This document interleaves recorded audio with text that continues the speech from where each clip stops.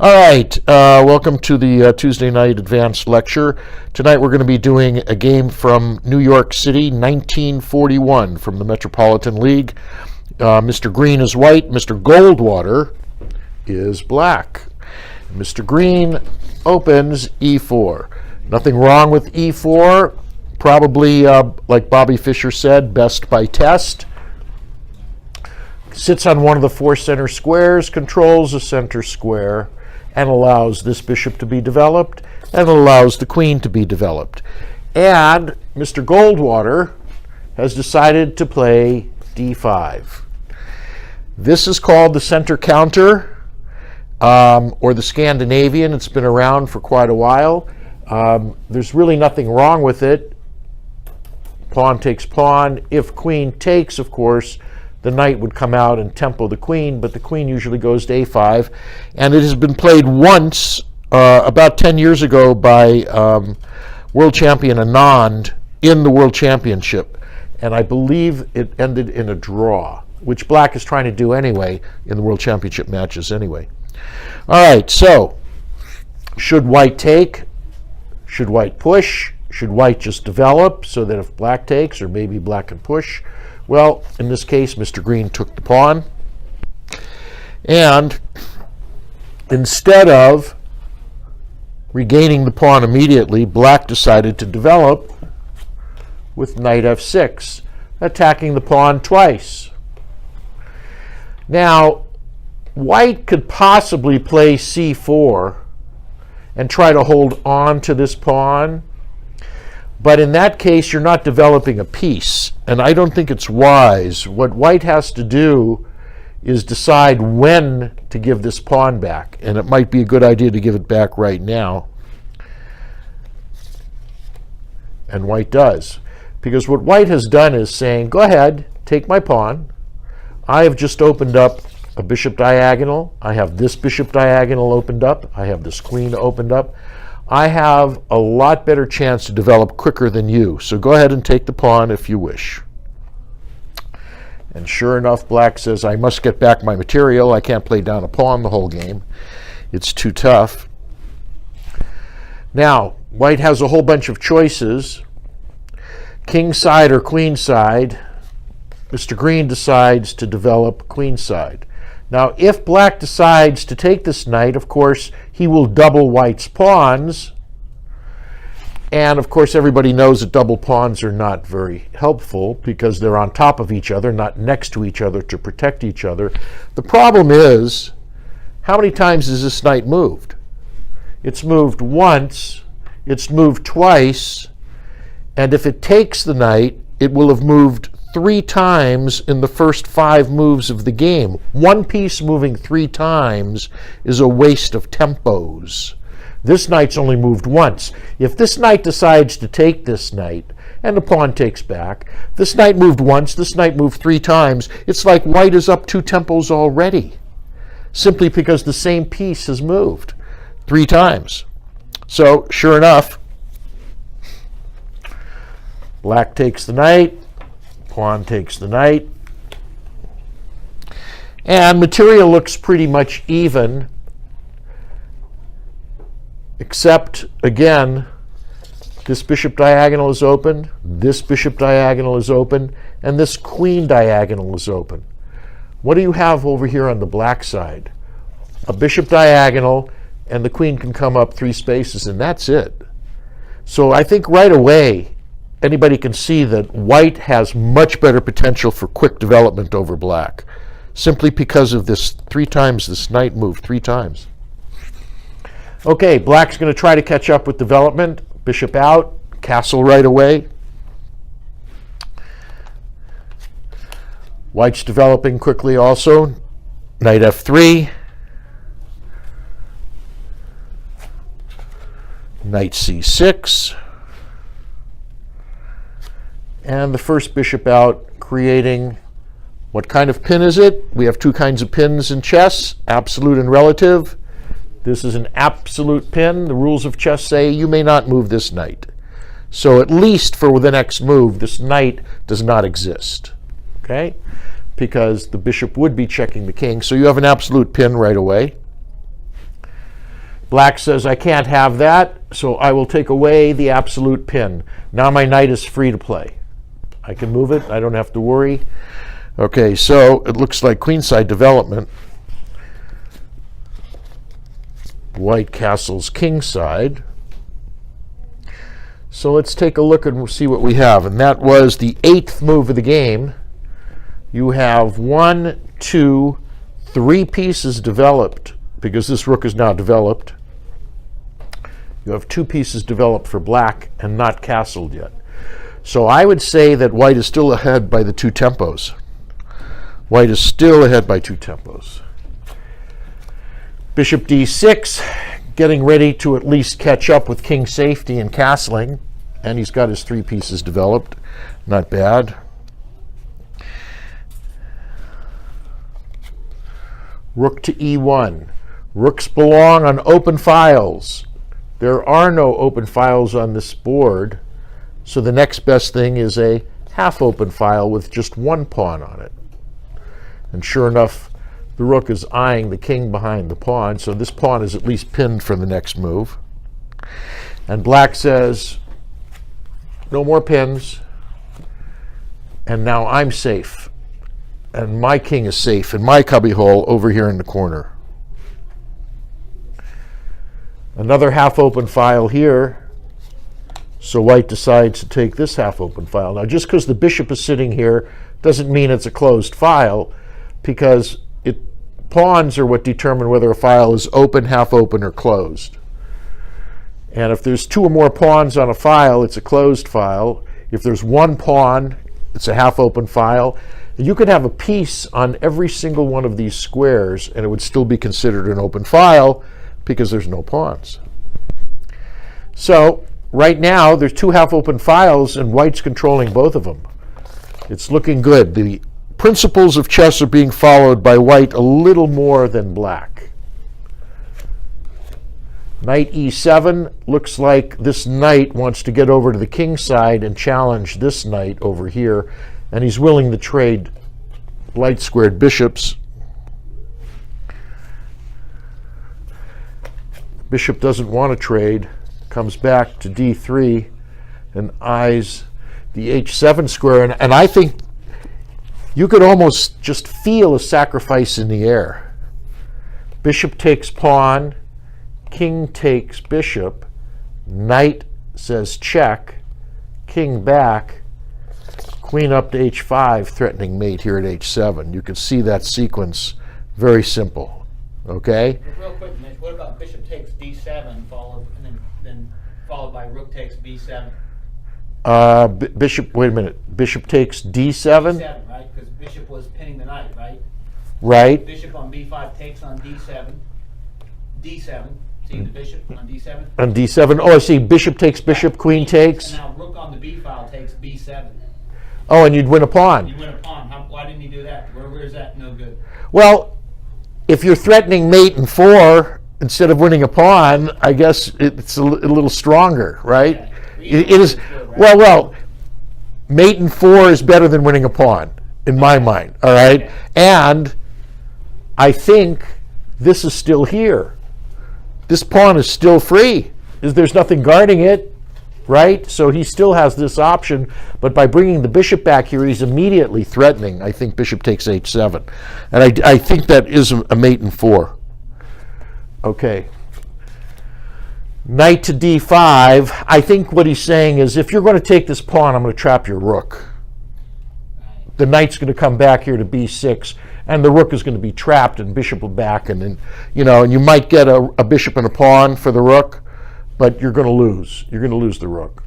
Yeah. Okay, so he's inviting him. He's saying, hey, take this. Come on into my web, said the spider to the fly. Okay.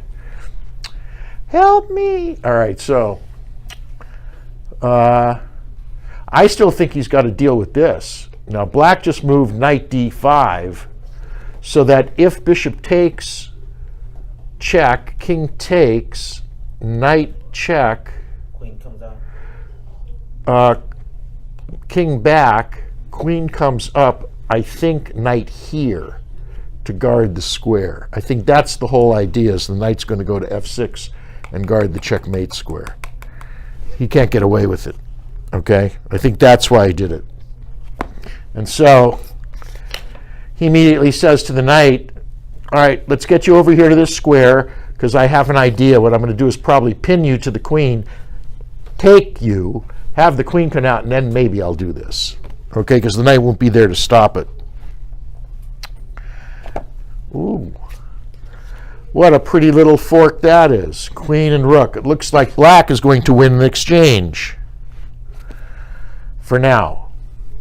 And sure enough, here we go.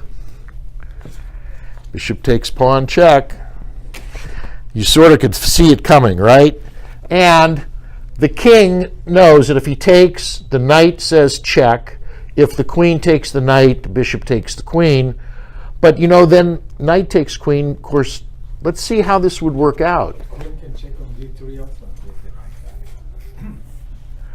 Yeah, if king takes h7, queen d3 check, wins back to c3 knight. Right, check here, and then you win the knight. That's So it's correct. kind of coefficient. Right.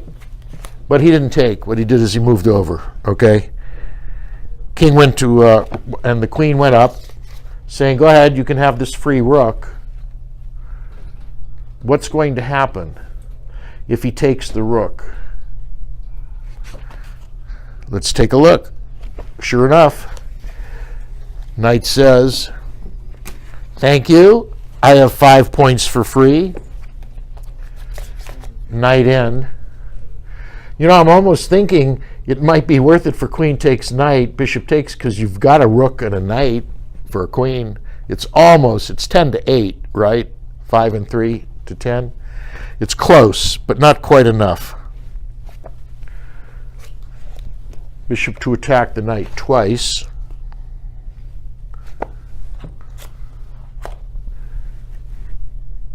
If the king takes the bishop, checkmate. And he's threatening checkmate right now. Yeah. Very, very cute. So, black has no choice but to block the queen. Queen can go to h4 now. Well, over here and say check. Fork is better. Well, So, knight. that's what he did. You guys are paying attention. King up. That's his only move. Queen down, check. So he's only got only moves now, right? King out. So the king is on the march. Knight to e4, check. He's running out of squares. F5 is the only square for this poor king. h2. Mate.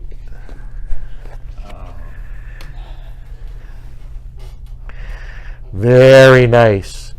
So I guess this rook really wasn't that free. We're wrong, it was mate in 5. Yeah. But white gave up the free rook because the knight might have been able to come back, you know, or stay here and prevent this knight from coming here. So this rook was really bait. It was really like 5 points of freedom. But this is what can happen. The reason this could happen is because white literally was 2 tempos ahead, not one. Like the first move, white is always 1 tempo ahead from the first move. But he got 2 tempos ahead because of black taking this knight. And the pawn taking back. This knight moved 3 times to get a knight that moved once. You can't give up that kind of move advantage, you know, because black is always trying to catch up. Okay, next game is going to be Hermann Steiner. And Hermann Steiner ran the Hollywood Chess Club, which was very famous during World War II and in the late 30s, early 40s. Humphrey Bogart was one of the charter members, and he helped run the club along with Hermann Steiner.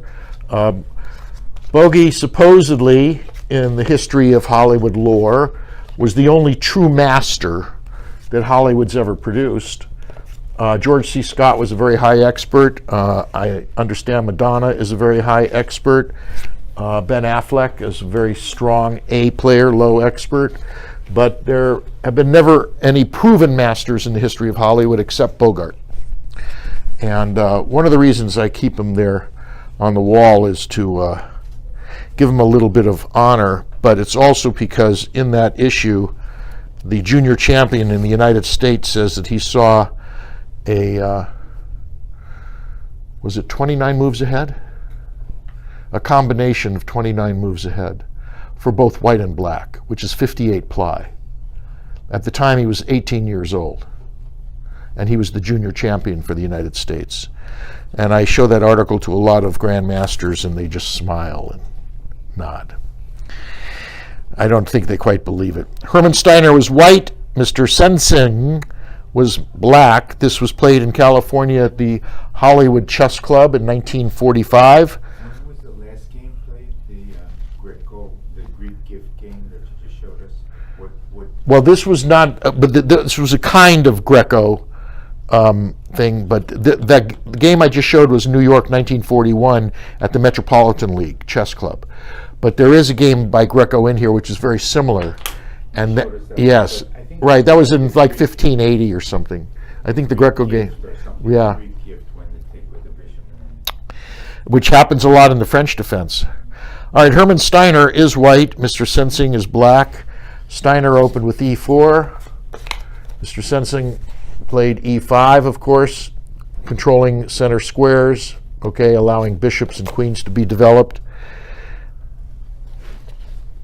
Knight f3 attacking the unguarded pawn.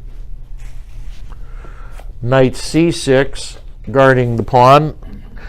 And bishop b4. So we don't quite have a Roy Lopez, but it looks like we have a Gioco Piano, which is that white would love to somehow get to black's f7 square. Bishop takes, king takes, knight in check. But if we can get the knight here to g5 and not have the queen take it, maybe it could be protected by the bishop, you'd have what you'd call the fried liver attack, where you have the bishop and the knight ganging up on f7. So, knight out. I believe they call this the Berlin defense now, but that would be if this was here. So, Yeah, I think this is the Italian game, two knights. defense. right, two-knight defense Italian game. Okay. And sure enough, because black has blocked off the queen from guarding g5, instead of castling, which is what I would do, or d3, which is what I might do, or c3, which is what I might do, white has decided to attack f7 twice with the knight and the bishop, and now you have a fried liver attack, because black on his own took away the queen guarding g5. So I think black really has no choice. He's got to block off the bishop controlling this, so I think his only move is d5. And white wants to reopen that diagonal to get the bishop down there at f7. So pawn takes pawn, and knight takes pawn. I think the book moves knight a5, to let you know. Black's supposed to play knight to a5. Knight a5 and attack the bishop. Yeah, then bishop b5 check, then you play pawn to c6, pawn takes pawn, and then pawn takes pawn, and then black Well, has a this is 1945, and perhaps they hadn't worked it out yet. Okay. All right, it may have come in shortly after this. So now knight takes A lot of f7? activity that for black. Black has an equal rank. It's considered equal. Well, the knight takes f7 anyway. Oh. Right. He's sacking anyway. He's sacking anyway. He's trying to open up the black king anyway. King has to take, and king goes to f3. King takes. So he says, okay, show me. And sure enough, the queen comes up attacking the knight twice and checking the king at the same time. And the knight can't come back and block the queen because it's pinned.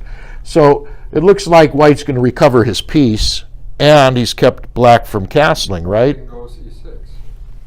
And that's what he does. It's exactly what he does. Variation. Include the Now, knight c3, putting 3 attackers on this knight. 1, 2, 3, only 2 defenders, and it's pinned on the king. So you're going to have to come up with another defender. Knight. Knight e7 looks like a possibility. Knight b4 is even better. Knight b4. Because you can threaten check and then you can move. Right, forward. you're threatening a check over here at c2, so let's see which one did he pick. He picked knight b4. Very nice. Yes. And he immediately attacked the knight. Knight takes pawn check. Well, you're going to get the piece back, right? It looks like you're going to get the piece back anyway. But you're losing the exchange. King over. And sure enough, the knight took the rook. It says, black has wasted a lot of time in going after a rook that is too far away to have any possible bearing on the events in the center of the stage. So sure enough, knight takes, threatening a discovered check, okay, and it might cause black a lot of problems. So he gets off the discovered check. So right now, white is only down in the exchange. He can't castle, but black is out in the middle of the board. Okay, and even though this knight is over here, this is a pretty advanced king, and all these guys, look at all these troops back home waving the flag. Go, Your Majesty, go. I'm sorry, but it's supposed to be the other way around. These troops are supposed to be out here fighting for the king. It's supposed to be tucked safe in the corner over here. He likes the one-man army variation. Yes. Okay, so bring another piece, allowing another piece to be developed and threatening the check over here. Pawn takes. He has nothing better to do. And sure enough, we have our check. So, let's see where we can go. C5.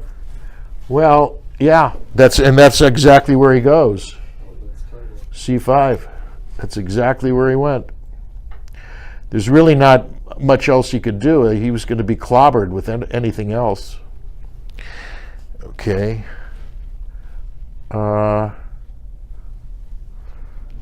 He's attacking the bishop, so the bishop just retreats. That's interesting.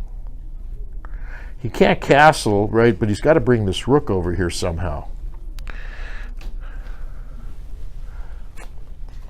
Pawn to a5, I think to allow the rook to come up this way. Also to avoid the b4 check. Yeah, this knight, oh, the pawn here, check. Yeah, You could still okay. Well, bishop takes pawn, attacking the queen.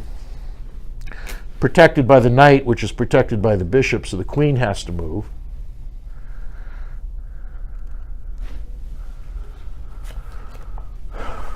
Queen up. No, he's got a nice fork. But he wants a mate, of course. This is the key move, which allows the rook to attack the knight, but I think he's really coming here to cause a check and lead to mate.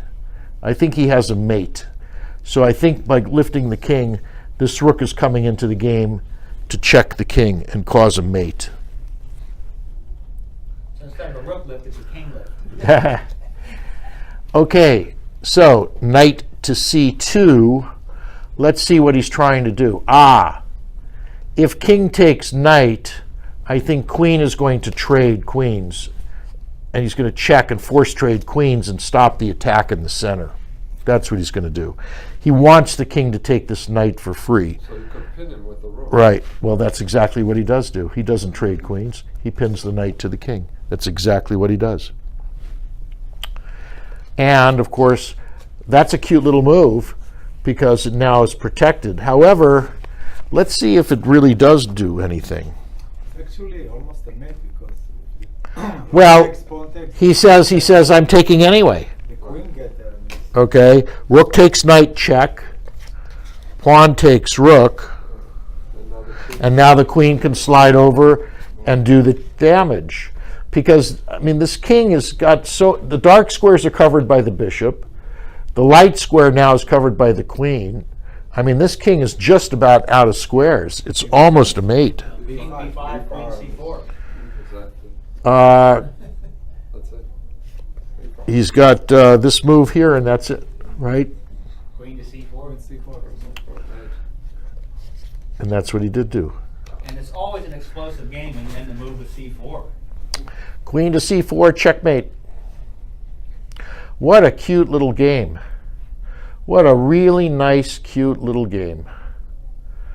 Center, center, center. The black knight moved once, twice, 3 times, 4 times, 5 times. One piece moving 5 times in the opening. If you continue to disregard the principles of chess in the opening phase, this is what will happen to you. It's the dynamic of the game. You can't change it after 150 years since Morphy. It's been proven. And if you try, you're going to fail. That's just the way chess is played. You must follow the principles before you can disregard the principles. You can't start off disregarding them, moving a knight 5 times in the opening. You can't do that. It's just not there. Okay? That was a cute game. I like that game. I like that game a lot. I like that game a lot. Okay, the next one we're going to do is Najdorf. We're going to do a game by Najdorf.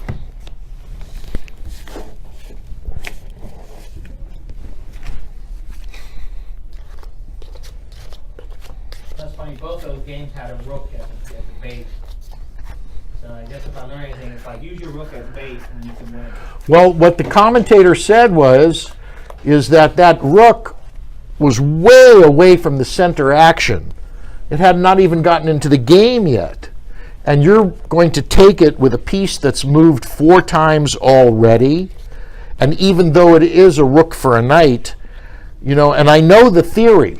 The theory is when I get to endgame, my extra 2 points of my rook over your knight is going to allow me to win. The problem with that thinking is you're never going to make it to endgame. You're going to get checkmated in mid-game.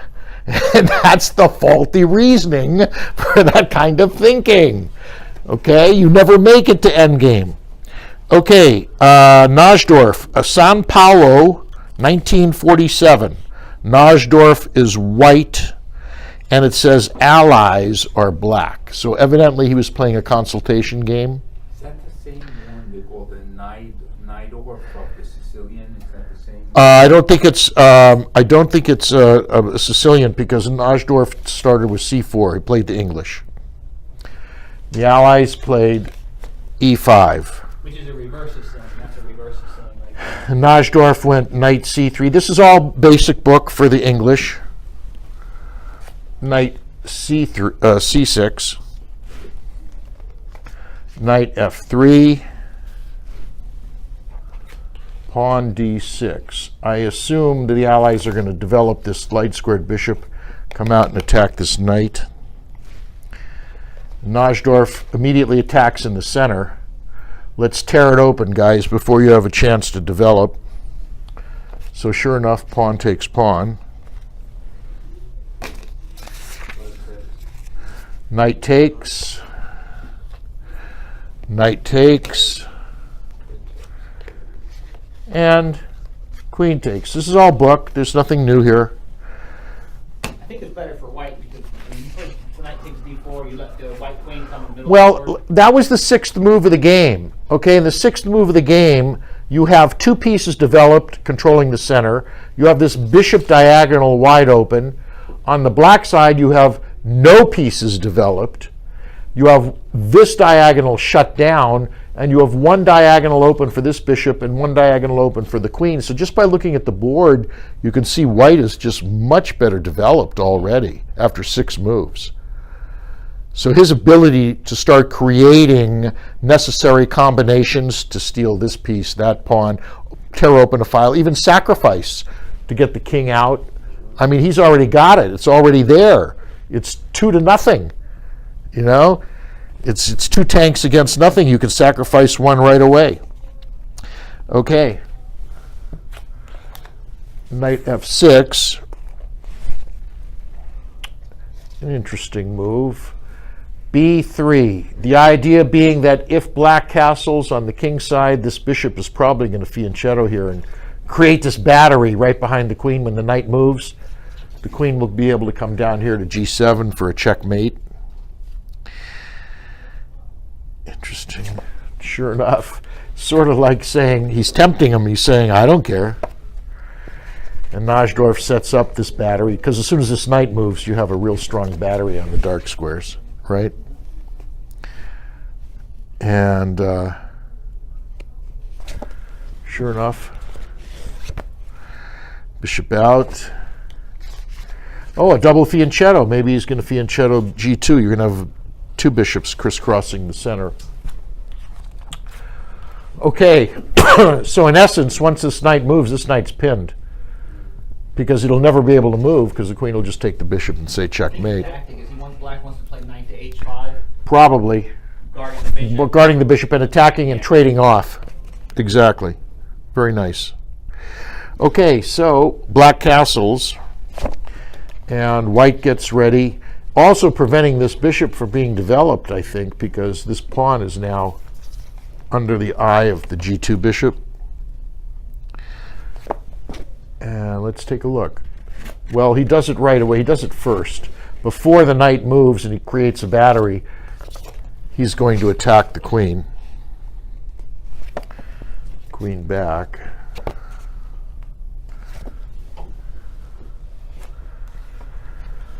Okay, so are they trying to prevent this for later stages of the game, or is the rook going to come out this way and come across? What do you think with the allies? That might be a wasted move. Najdorf says, I'm going to probably stay in the center, or maybe I'll castle queenside, but I'm going to crack open your cubbyhole with h5 right now. This is, the Russians have proved, when I used to take lessons from Edward Gufeld, the Russian grandmaster, when he came over from Russia in the mid-90s, and I used to visit him at his apartment over on La Cienega, and I took my students there, but I also took lessons from him. And he said, in the Russian school, when they start training their grandmasters, this setup, this kind of King's Indian setup, and the knight at f6, is, they found over the decades, this is the strongest formation for the black king to be castled into. It's not impregnable. You can bust it open, but it will take you extra moves to do so and a lot of extra tempos. And so the Russians felt, and they taught this to all of their grandmaster candidates, this is the kind of setup you want. Okay, it's almost like the Botvinnik, you know, setup in the center with the pawn here and the two pawns here. So it's sort of the same way, with two pawns guarding the center pawn here. But it can be cracked open, it just takes a lot to do it. Okay, so we have h4, white's coming.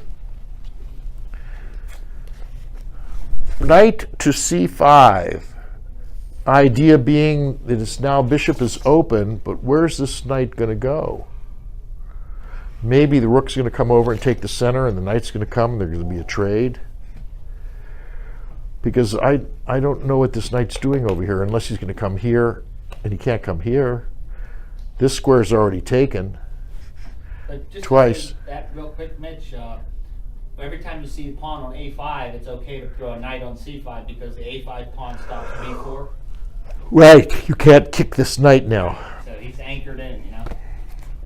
And he might go to d7 to then position him on f6. Well, Najdorf said, okay, you can have your knight at c5. My idea is to crack open your cubbyhole, and here we go. Okay, so pawn to h5.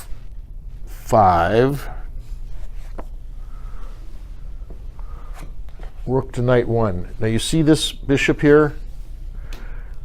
You got to take a move somehow. When they fianchetto the bishops, it doesn't matter if it's black or white, and the rooks are in the eye of the bishop. Now maybe 3, 4, 5, 6 moves away, but you want to take one of those 4, 5, 6 moves and just move the rook off the diagonal. It just saves a lot of heartache later. It does, okay? Because a lot of combinations will happen in the center where this is an open center right now because there's not one pawn sitting on the 4 center squares. But let's say there were pawns there. Eventually, those diagonals are going to open up, and you just don't want those rooks sitting there, okay? Because they're right in the line of fire. Okay, so pawn takes pawn. Slowly opening it up. F takes. Even though the normal rules take toward the center, I have a hunch that since the king hasn't castled, he might even be trying to set up a rook sack, maybe to draw the king out, queen up, check. You know, try some kind of quick maneuver with the bishop and the knight here. So there might even be a rook sack coming, unless he can get out of it. So let's take a look. Bishop to q5, check. Najdorf checks the king. Okay. Knight blocks, but it's pinned. Knight to e4, getting a little bit closer. I'm thinking the knight's going to come here to attack h7, and the queen, of course, cannot take, because the queen would just take the queen, and this knight would not be able to take back because it's absolutely pinned, right? So that's the combo there. So I think the next move is going to be knight to g5 with the rook eyeing h7. And putting additional pressure on the e6 knight, Oh yeah. right? All right, so first bishop takes bishop. And queen takes.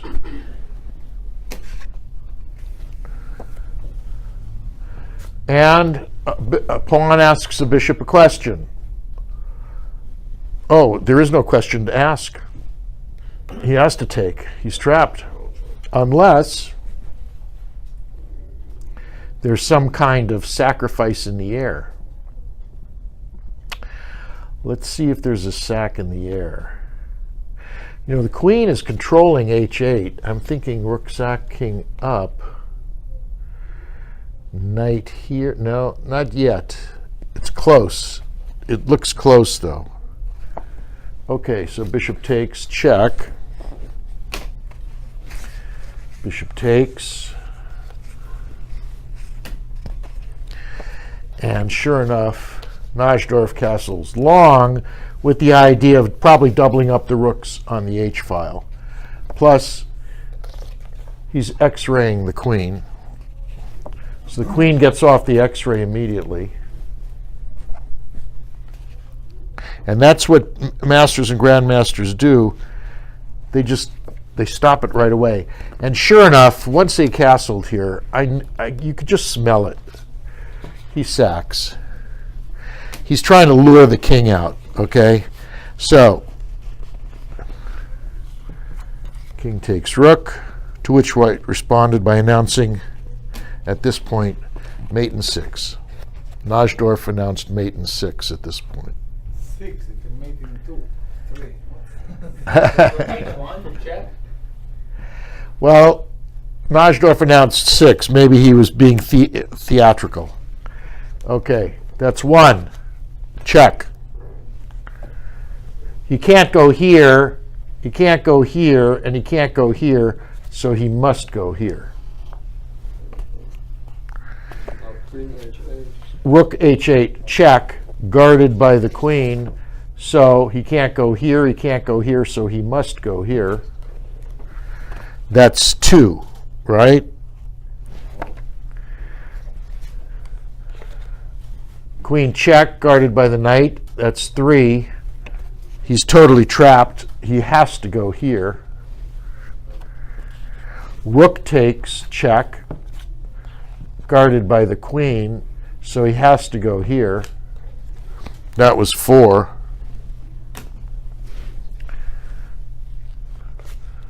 Check. That's 5. What's his only move? And 6. Mate. That variation is called "Give Me Everything, Including the Kitchen Sink." Couldn't you just tell? I could just look at it. I just knew that he was looking at this sack, but he had to castle queenside to have the second rook come over and do it. But that's Najdorf, and you played Najdorf, didn't you? Who's the one that knew Najdorf? Somebody here knew Najdorf. Oh, it's the other gentleman. There's another gentleman here that knew Najdorf personally, back in the 1960s. Okay, so. Phone on the floor. Let your phone drop. Oh.